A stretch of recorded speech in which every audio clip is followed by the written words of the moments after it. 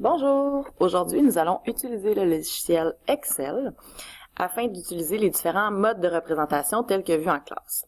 Donc, à partir de la situation en mots de Benjamin, que vous avez lu dans votre document d'activité Excel, nous allons représenter la situation de Benjamin en une table de valeurs et en un graphique. On va même trouver la règle associée à cette situation. Alors, vous devez ouvrir le logiciel Excel ainsi que ouvrir un nouveau classeur. Lorsqu'on arrive dans un classeur Excel, c'est une feuille de cette forme avec plusieurs cellules. Donc, les cellules sont nommées par la colonne et la ligne, comme lorsque je clique ici, je suis dans la cellule A1. Si je clique ici, je suis donc dans la cellule C6. Des classeurs Excel sont aussi faits avec des feuilles, un peu comme des fichiers. Donc, ici, j'ai la feuille 1, mais je peux ajouter plusieurs feuilles à mon classeur Excel pour travailler, dans le fond, différents documents. Donc, commençons par la feuille 1, que je vais renommer, parce que je veux illustrer la situation de Benjamin. Donc, dans la feuille 1, en la renommant, je vais cliquer droit sur le mot feuille 1. Je vais renommer ma feuille. Et je vais simplement l'appeler Benjamin en ski. Ensuite, donc, dans la cellule A2, je vais écrire le titre de ma situation, donc, qui est Benjamin en ski. Ensuite, dans la cellule A3, je vais commencer à écrire la table de valeurs associée à la situation de Benjamin. Donc, Benjamin fait du ski. On s'intéresse au nombre de journées de ski que Benjamin fait et le coût total que ça lui coûtera avec la passe pour faire du ski. Donc, on va commencer par la première variable qui est le nombre de journées de ski. J'appuie sur Enter. Là, ce que je vois, c'est que je voulais tout mettre mes mots dans la cellule A3, mais ça dépasse. Donc, étant donné que les mots dépassent de la cellule, il existe une fonction qui s'appelle « Renvoyer à la ligne automatique ». Et ce que ça va faire, c'est que je vais sélectionner la cellule où je veux être, donc dans la cellule A3. Et ce que ça va faire, c'est que tous les mots de mon titre vont se replacer au sein de la même cellule. Je vais faire la même chose pour le coût total. Et je vais même mettre les unités en dollars. Encore une fois, ça dépasse, alors je vais réutiliser la fonction « Renvoyer à la ligne automatique ». Et là, tous les mots entrent dans la même cellule.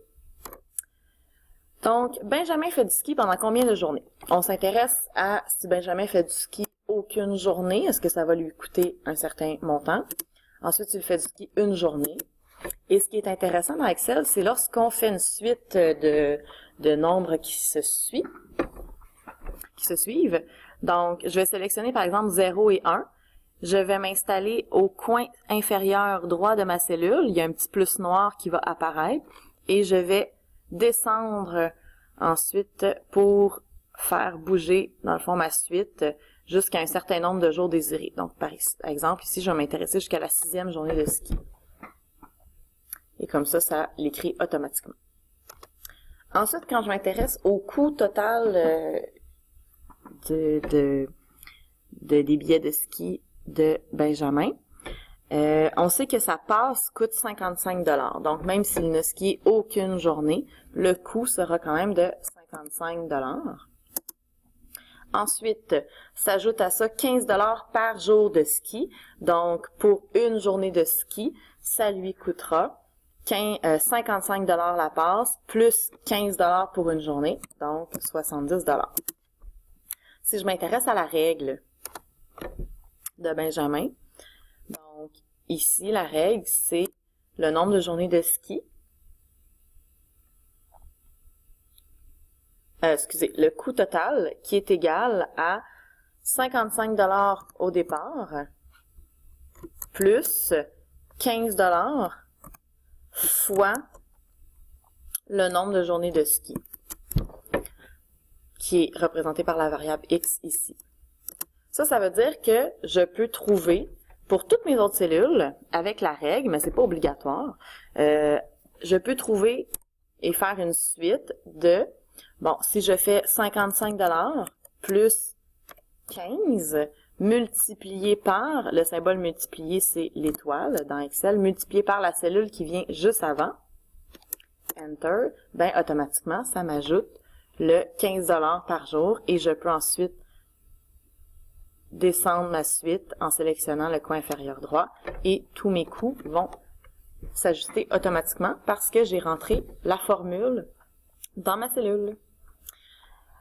Une fois que c'est fait, je peux donc créer mon graphique de la situation de Benjamin en ski. Donc, mon graphique va être fait dans cette plage-ci. Donc, ça va être ma plage de graphique.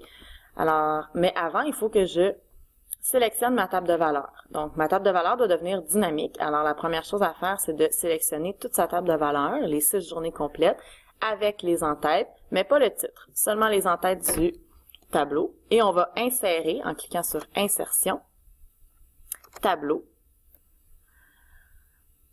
On me demande où se trouvent les données de votre tableau. Est-ce qu'elles sont bien de la cellule A3 à B10? Eh bien, effectivement, la première cellule, c'est A3, la dernière, c'est B10. Est-ce que mon tableau comporte des en-têtes? Je vais cocher oui parce que j'ai utilisé les 2 titres des en-têtes de mon tableau. J'appuie sur OK et mon tableau devient dynamique. Je peux ensuite modifier la couleur de mon graphique. Je vais utiliser ici le gris et noir, mais vous pouvez y aller à votre guise. Je peux ensuite modifier la largeur des colonnes, la largeur des lignes, pour que ça soit plus agréable à lire. Je peux aussi aller centrer mes données pour que ça soit visuellement plus beau.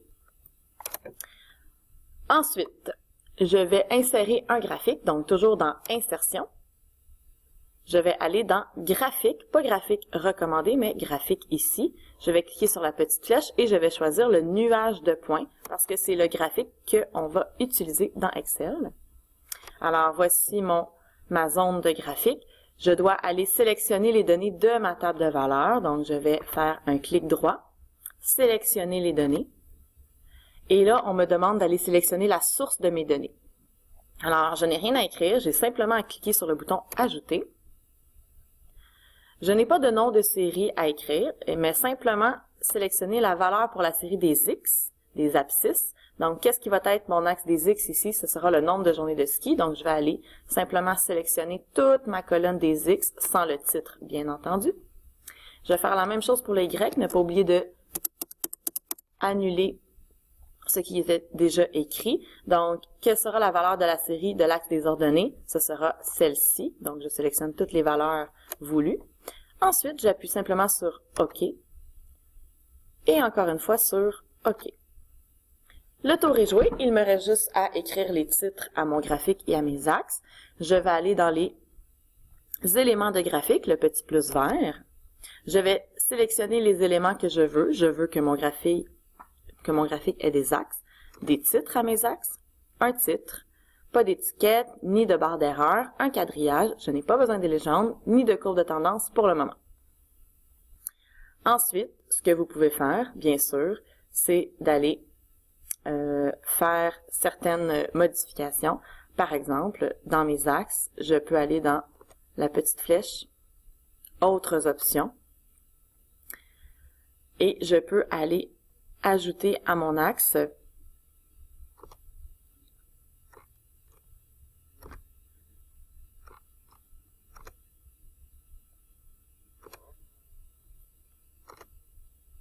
voilà.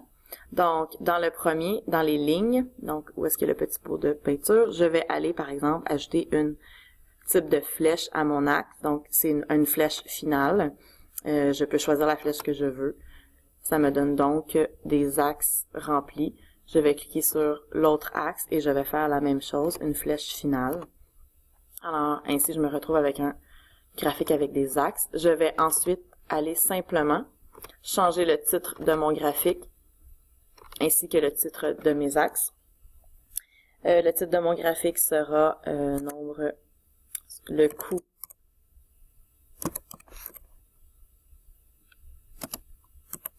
total selon le nombre de journées de ski. L'axe des Y correspond au coût. Donc, on sélectionne et on change l'axe.